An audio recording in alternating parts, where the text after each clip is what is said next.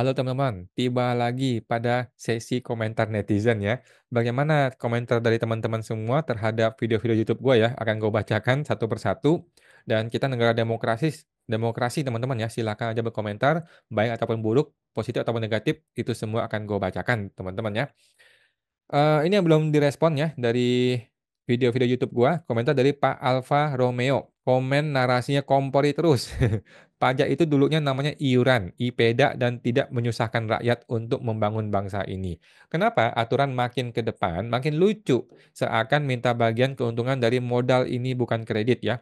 Cobalah buat aturan yang sejuk agar rakyat senang ikut membangun bangsa dan negara ini. Waduh, semakin banyak sumpah serapah nih ya.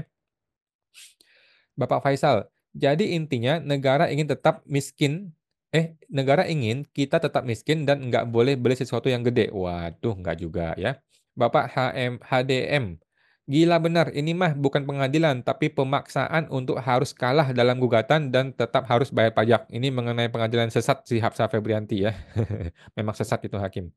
Kemudian Bapak Agung Heri, biasanya ini bisnis kelas menengah ke bawah seperti saya. Kalau kelas tinggi sudah profesional, bisa bayar akuntan dan sebagainya. Ya begitulah Pak. Pajak ya, saya punya pengalaman denda nggak lapor pajak PPH atau apa sudah 10 tahun hilang dendanya menurut undang-undang. Kenyataannya masih ada. Mau buka usaha lagi, udah ditagi utang denda, auto langsung tutup ke notaris. Waduh, begini aja CV, PT, CV, perorangan, dan lain-lain setelah 4 tahun tidak ada laporan pajak, bekukan NPWP. Jadi memang betul teman-teman ya, ketika lu bikin NPWP baru untuk badan, ketika si orang pribadinya itu masih ada hutang pajak, itu nanti dipersulit. Nanti dipersulit ya. Kalau lu PKP sudah pasti jadi masalah, karena lu tidak akan bisa mengaktifasi sertifikat elektronik gitu. Sedangkan kalau non PKP masih belum terlalu masalah, tapi kedepannya dengan Cortex akan dipermasalahin ya, akan dipersulit gitu. Jadi orang tuh tidak boleh punya hutang pajak gitu ya, kira-kira gitu ya. Bapak Rich Bit Trader, rakyat dan pengusaha kecil terus diperas buat biayai para koruptor. Waduh, DJP harus diaudit total. Ini setuju ya, gue setuju ya. DJP harus diaudit total dan harus terbuka untuk umum ya. Jangan cuma disembunyiin diam-diam. Nanti ada lagi bagi-bagi suap di situ ya. Pengusaha kecil bakal tumbang semua dan trauma untuk buka usaha kalau begini terus ya. Semua gara-gara oknum DJP yang sewenang-wenang. Ya begitulah si oknum ya. Maaf Bung, kata Ibu Yuli Sertiarti, coba lapor di lapor Mas Wapres. Siapa tahu cepat ditangani, ditindaki. Sudah, sudah saya laporkan di lapor Mas Wapres ya. Sampai hari ini hanya bisa gigit jari ya sebagai rakyat jelata ya. Nggak usah terlalu banyak berharap sama Mas Wapres ya. Bapak Elit 88. Di Indonesia, WP jangan open karena bakal diperas oleh DJP. Waduh, mending kucing-kucingan agar pegawai pajak tidak malas. Pepatah, pegawai pajak semakin malas semakin kaya. Waduh, kalau kucing-kucingan, tadi DJP main tembak angka. Ini juga bahaya, teman-teman ya. Lu kucing-kucingan, nanti DJP pakai kewenangan dia menetapkan jabatan, mateng juga ya. Dijawab oleh Pak Elit, makanya kan harus ada diumpetin. Kalau distributor jualnya yang non PPN, terus kalau pabrik produksinya harus ada yang non NPW, non PPN ya. Ingat, pegawai pajak kumpulan manusia non kreatif dan pemalas. Jadi hal tersebut bisa kita manfaatin. Apalagi pegawai pajaknya bisa kita ajak kong kali kong. Waduh, selama Kortex ditunda, terus pengusaha masih aman sentosa. Sebab Sri Mulyani sendiri nggak berani berlakukan Kortex ya, terbukti udah setahun ditunda mulu.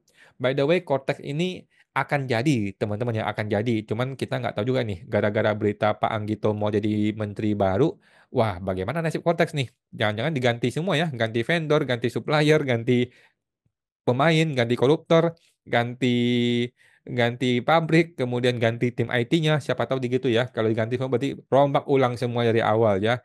Proyek baru, cuan baru ya. Tetapi itu negara Konoha, teman-teman ya. Kalau Indonesia mah enggak lah.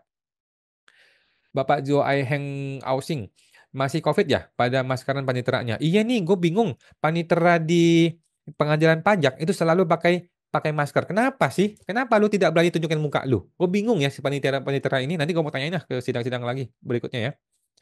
Bapak Hadiah Syah, benar, pemeriksaan jangan 5 tahun ke belakang. Itu seperti pemerasan jadinya ya. Harusnya real time. Paling tidak setahunan lah biar tidak terjebak dalam jerat utang pajak ya. Gua sependapat ya, aku setuju ya. Kenapa sih pemeriksaan itu harus 5 tahun ke belakang, udah gitu 5 tahun, tahun keempat lagi baru diperiksa ya. Tahun keempat baru diperiksa mundur 4 tahun ke belakang, kan gila itu namanya. Kan berarti kan lu nggak kerja gitu loh, berarti DJP itu nggak kerja gitu loh. Kenapa masih nunggu 4 tahun baru periksa orang gitu. Akhirnya orang kena denda yang luar biasa tinggi, sanksi bunga, kemudian kita masih memohon untuk minta pengurangan sanksi gitu ya. Padahal kan lu yang terlambat koreksi kita ya, terlambat untuk memeriksa kita gitu. Bisa nggak sih kita bergerak untuk kudeta aja merombak semua sistem yang bobrok ini? Jawabanku susah, teman-teman ya. Susah, bos. Kita ini rakyat. Kita tidak terorganisir. Kita tidak dibayar. Ya kayak gue ini nggak dibayar gitu ya bikin video seperti ini. Susah kita mau bergerak ya. Siapa mau bergerak? Susah, susah sekali. Kenapa dan mengapa kita harus kudeta? Karena negara ini sudah bagai lintah darat yang rakus memeras rakyatnya. Gue rasa begini ya teman-teman ya.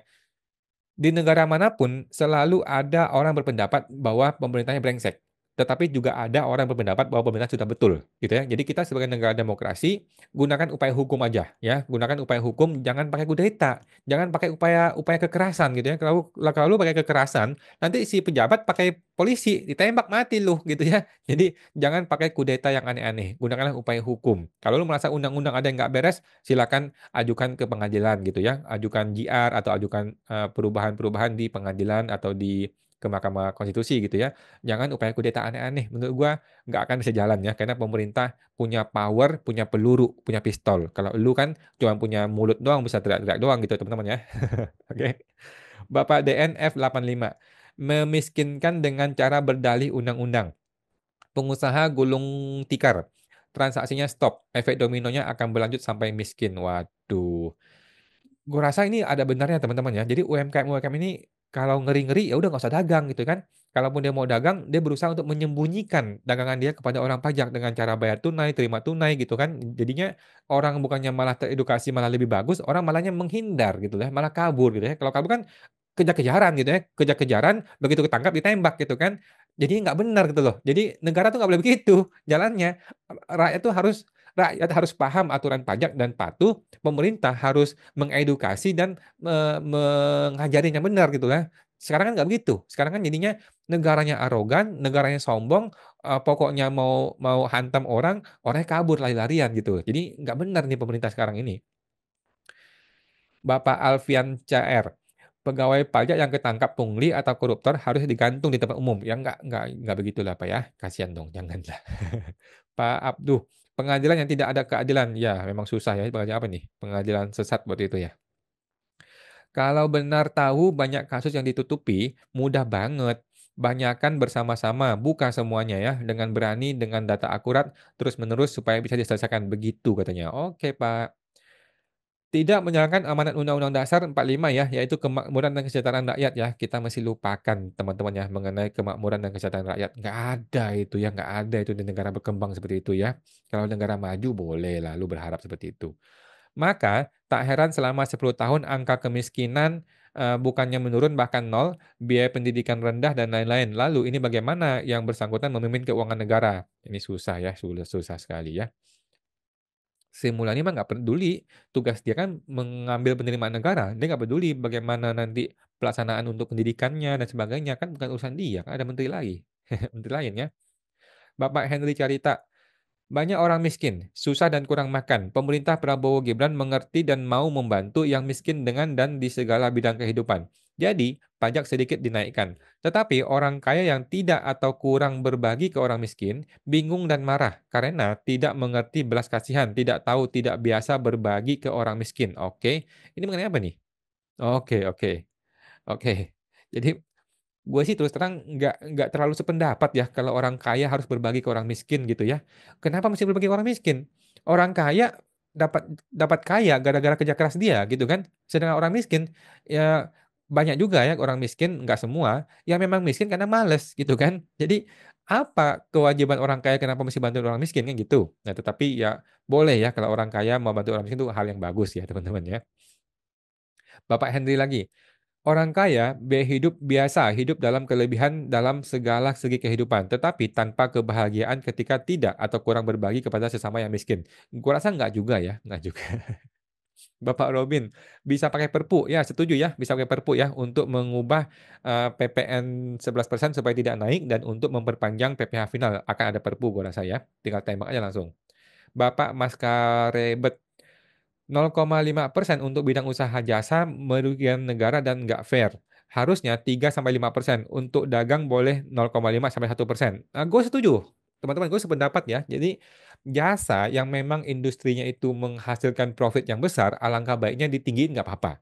Tetapi untuk yang dagang bolehlah 0,5-1%. Gue rasa masih oke teman-teman ya. Teman-teman yang main di jasa ya, kayak gue ini gue bayar 0,5%, teman-teman ya, itu murah banget, teman-teman ya. Dan kita tidak keberatan untuk dinaikkan lebih tinggi, lebih mahal gitu ya. Tetapi tolong dong, yang sudah mudah jangan dibikin ribet, yang sudah gampang sederhana jangan dibikin susah gitu ya. Kita pengennya PPh finalnya diperpanjang. Tarifnya atau dipermanenkan ya, tetapi tarifnya tolong dong diatur, silakan aja mau dinaikin. Orang masih bisa terima kok ya. Lagi pula kalau orang nggak terima, orang masih boleh memilih pembukuan, masih boleh gitu ya. Bapak Rosula, kasus petugas tafsir harga lambung naik wajib pajak tercekik. Tercekik. Oke. Bapak Ibu Susilowati, laporan BPK ini bisa diproses sesuai di bidangnya, tapi kadang-kadang yang lapor itu juga salah tempat atau salah ruang ya. Itu di kantor Ditjen Pajak seharusnya. Iya. Jadi kita berusaha melaporkan kepada semua tempat teman-teman ya. Ke Ditjen Pajak kita laporkan, tapi nggak digubris, nggak dibalas. Ke Komwasjak kita laporkan, nggak dibalas. Ke Komisi Yudisial, kepada lapor Mas Wapres, kepada Presiden pun kita laporkan, Ombudsman kita laporkan, teman-teman ya. Tapi nggak dibalas gitu teman-teman ya. Jadi kita berusaha semaksimal mungkin sebagai warga negara, cuman bisa ngelapor kita ya. Cuma bisa ngelapor, kalau Itjen nggak dibalas, ya kita mau apa? Lu mau apa? Kalau Itjen nggak dibalas, teman-teman ya? Nggak ada. Nggak bisa ngapa-ngapain lu. Ibu Jennifer Kwen Sinarta. Siapa suruh pilih, rasakan dah. Begitulah sekelompok oknum para pengkhianat NKRI berseragam ASN, bahasa satu negara ya, berkuasa. Ayo bongkar semua bobrok para pengkhianat NKRI berseragam. Sulit, teman-teman yang sulit sekali. Bapak Nova, tampang Sri Mulyani sama dengan Mulyono. Apa dia bersaudarakah? Wah, tidak tahu ya. Bapak Kadrun, Bapak Dahneo, Kadrun mana tahu hal seperti ini selain minta sumbangan ke pribumi. Waduh, eh, Ibu Afriana menaikkan pajak untuk gaji DPR di tempat saya baru beberapa bulan jadi anggota DPR sudah punya 5 mobil mewah. Wow, luar biasa ya. Ibu Lina Sinta, pajak di luar negeri dari rakyat untuk rakyat lagi. Semua warga lansia ditanggung negaranya ya. Kita berharap banget ya. Kenapa sih Pak Prabowo tidak punya ide untuk menanggung biaya hidup atau menanggung eh, ya biaya hidup lah ya para lansia. Coba deh lu bikin program seperti itu teman-teman ya. Pasti pasti lansia ini akan menyuruh anak-anak dia atau cucu-cucu dia untuk memilih Prabowo gitu ya. Tapi kan dia sudah terpilih ya karena ada makan siang gratis. Astagfirullah, kok pajak makin tinggi katanya Ibu Nahriani. Ibu Maya, banyakan lu yang ngomong kayaknya daripada ibu ini hadeh. Oh ini mengenai ibu yang viral itu ya, memang betul ya. Gua mengkomentari video jadi wajar lah kalau gue lebih banyak ngomong ya. Kata Bapak Ayam, ini namanya video reaction. Ya betul ya, mohon maaf nih Bu Maya ya. Itu namanya video reaction ya. Jadi kita mereaksi dari sebuah video, wajar dong kalau lebih panjang gitu ya. Ibu Maya, ini Bu Maya yang tadi ya. Nyari lebih oknum buat ke kantongnya. Bubarin aja DJP, sarang korupsi. Oke. Ibu Lina, oke. Ada nih Pak Alfa Romeo. Rakyat sampai penguasa sebetulnya bisa dengan senang berbagi rezekinya untuk rakyat. Asal caranya baik ya, karena kita tidak pernah simpan modal uang pada pemerintah ya. Maka cara mintanya perlu diatur dengan tepat. Contohnya, suami belum gajian dan belum dapat uang. Balik ke rumah, istri ngancam dan usir keluar rumah. Bisa fatal rumah tangga bubar. Oke. Ibu Kartiwi, di samping PPh, ASN juga dipotong zakat ya. Bagi yang gajinya di total 1 tahun tidak masuk wajib zakat, dipotong infak. Yang besarnya sama dengan wajib zakat ya, sekitar 2,5%. Lumayan ya teman-teman ya. Kalau mau jadi negara maju, pemerintah harus dukung UMKM. Setuju, oh setuju ya. Cari duitnya dari pejabat-pejabat saja ya. Mulai dari pusat sampai daerah. Lebih dari cukup tuh. Waduh. Apakah ini yang dimaksudkan oleh Prabowo ya? Apakah Prabowo berniat untuk menghantam para pejabatnya yang punya uang banyak? Gua rasa sih jauh ya, jauh. Bapak Baliunik, kalau pemerintah pengen meningkatkan penerimaan negara melalui pajak ya, UMKM, maka bantulah UMKM untuk meningkatkan omsetnya. Gue setuju ini, setuju ya. Kalau lu mau, kalau lu mau minta telur dari angsa, maka lu harus membesarkan angsanya, kasih makan dengan benar ya. Kalau lu minta susu dari sapi, lu mesti gedein sapinya dengan benar, kasih makan yang betul, kasih kasih jalan yang benar gitu ya. Bukan dengan digencet susunya tapi lu tinggalin, begitu kan? Nah, itu dia ya. Itulah poin pada hari ini, teman-teman ya. Oke, teman-teman, itu komentar netizen. Akan gue bikin lagi komentar seperti ini. Silahkan komentar di semua video gua dan kita akan sampaikan ke teman-teman ya, bagaimana komentar netizen Anda semua. Sampai jumpa, semoga terbantu.